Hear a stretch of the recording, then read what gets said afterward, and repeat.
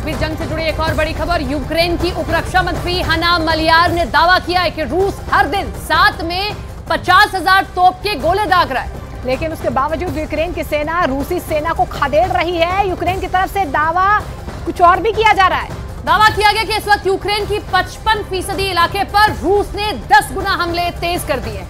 और ऐसे हालात में सवाल उठ रहे हैं, तो फिर यूक्रेन रूस से जंग कैसे जीतेगा? क्या नेटो यूक्रेन को और ज्यादा हथियार देगा या फिर यूक्रेन की हार का इंतजार करेगा? ये सवाल अब ज़ेलेंस्की के लिए बहुत बड़ी चुनौती बन चुके हैं।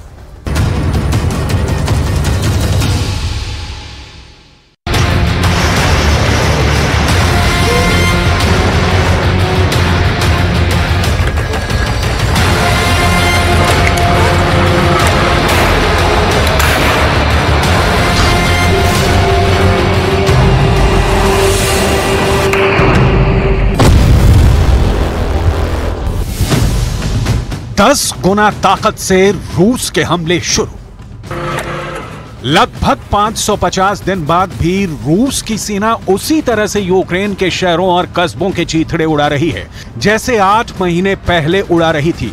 हालात ये हैं कि रूस के 15,000 से ज्यादा मिसाइल हमले और 1.5 लाख से ज्यादा छोटे और बड़े हमलों ने यूक्रेन को 80 लाख करोड़ का नुकसान पहुंचा दिया है।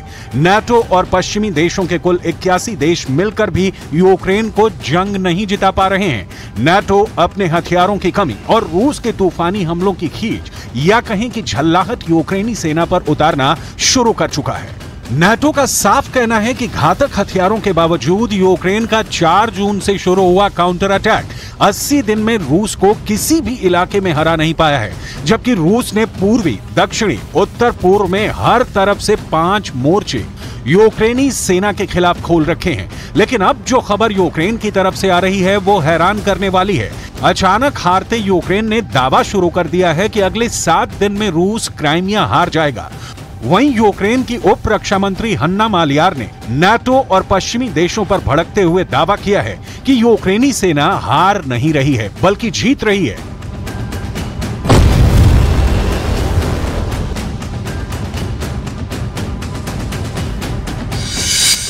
जीतेगा यूक्रेन, हन्ना मालियार का दावा।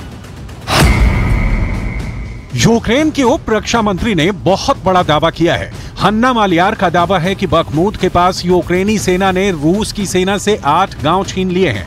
हन्ना का यहां तक दावा है कि नाटो और पश्चिमी देशों के टैंक की मदद से यूक्रेन की सेना ने रूसी सेना को हराना शुरू कर दिया है।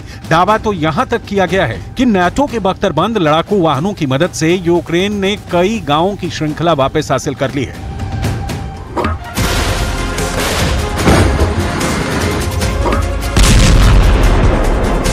яка говорить, що наступати ти можеш тільки, якщо у тебе є перевага порівняно з противником в кількості бійців і в військовій техніці і в озброєнні. В Україні такої переваги немає. Перевага на боці росіян. У них значно більше бійців, у них значно більша армія, це очевидні речі, у них значно більше зброї і військової техніки. Разом з тим ми звільняємо свою землю і рухаємося вперед. І тут неправильно визначати це просування метрами чи кілометрами. लेकिन सबसे बड़ा सवाल यह है कि रूस ने यूक्रेन के तमाम जीत के दावों के बावजूद यूक्रेन के पूर्वी इलाके में 35% इलाके पर कब्जा कर लिया है, जबकि दक्षिण में 20% इलाका रूस के कब्जे में आ चुका है। हम आपको यूक्रेन के दावों की एक ऐसी हकीकत दिखाने जा रहे हैं जो साबित करती है कि यूक्रेन जीत के झूठे दावे कर रहा है। यूक्रेन के उप रक्षा मंत्री हन्ना मालियार एक तरफ यूक्रेन की जीत के दावे कर रही हैं, तो वहीं दूसरी तरफ ये भी कह रही हैं कि रूस यूक्रेन से 10 गुना ताकतवर है, जिससे जंग के लिए हमें नाटो और पश्चिम देशों से ज्यादा मदद की जरूरत है।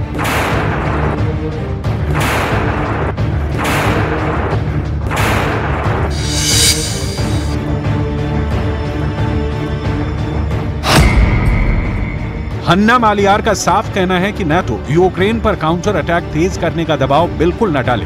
हन्ना का साफ कहना है कि रूस हर हफ्ते 40,000 से 50,000 तोप के गोले यूक्रेन पर दाग रहा है, जिससे यूक्रेनी सेना को बढ़त हासिल करने में दिक्कत आ रही है। हन्ना का यहां तक दावा है कि रूसी सेना के हमले यूक्रेन से 10 गुना ज्यादा हैं, जिसकी वजह से यूक्रेनी सेना को बढ़त हासिल करने में दिक्कतें आ रही हैं।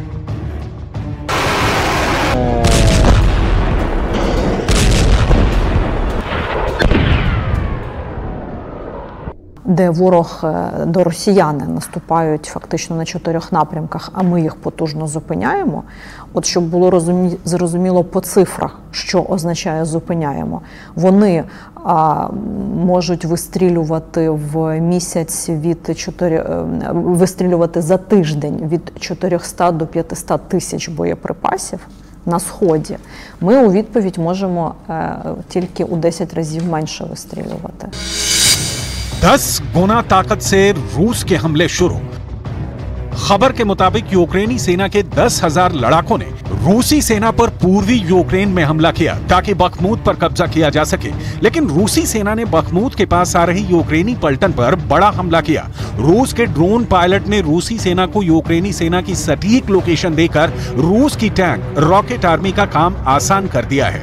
रूस के टैंक और रॉकेट के भयानक हमलों से यूक्रेनी सैनिक जंगल में भाग गए, लेकिन रूस के ड्रोन ने वहां भी यूक्रेनी सेना का पीछा नहीं छोड़ा और उनके लोकेशन की सटीक जानकारी दोबारा रूस की टैंक और रॉकेट आर्मी को दे दी, जिसके बाद रूसी सेना ने जंगल में यूक्रेनी सैनिकों पर ऐसा प्रचंड हमला किया है कि एक भी सैनिक जिंदा नहीं बचा। रूस के दावों के मुताबिक उसने महज 1 घंटे के अंदर बखमूत के जंगल में 1000 यूक्रेनी सैनिकों को मार डाला।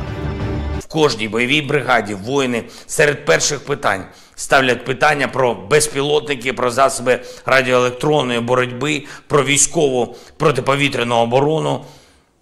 Відповідь на такі питання – це і наша робота з партнерами заради постачання потрібних дронів та систем, це і робота тут, в Україні. Необхідне виробництво. Нарощуємо виробництво в рази. यूक्रेन की हार के सबूत चीख रहे हैं। हकीकत में यूक्रेन की भीषण तबाही के लिए रूस और बेलारूस अमेरिका को सबसे बड़ा जिम्मेदार मानते हैं, जिन्होंने यूक्रेन को यह समझा दिया कि नाटो के घातक हथियारों से रूस को आसानी से हराया जा सकता है। रूस को 2023 के अंत में जंग हराने का दावा करने वाले ज़ेलेंस्की को पिछले 24 घंटे में हुए ट्रिपल अटैक ने हिलाकर रख दिया है।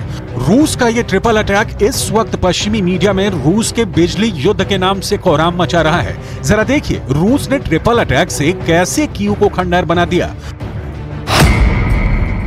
रूस के हमलों से जुड़े जानकारों के मुताबिक रूस ने यूक्रेन के काउंटर अटैक शुरू होने के बाद से भयानक हमले शुरू कर दिए हैं। इस वक्त कीव पर 1 घंटे के अंदर रूस की हाइपरसोनिक मिसाइलें, आत्मघाती ड्रोन और रॉकेटों से एक साथ हमले हो रहे हैं। एक साथ ड्रोन, रॉकेट और मिसाइलों के ट्रिपल अटैक से कीव का एयर डिफेंस सिस्टम रोक नहीं पा रहा है, जिसकी वजह से कीव में कई महीने का 8वां सबसे बड़ा हमला हुआ है और भारी तबाही हुई है।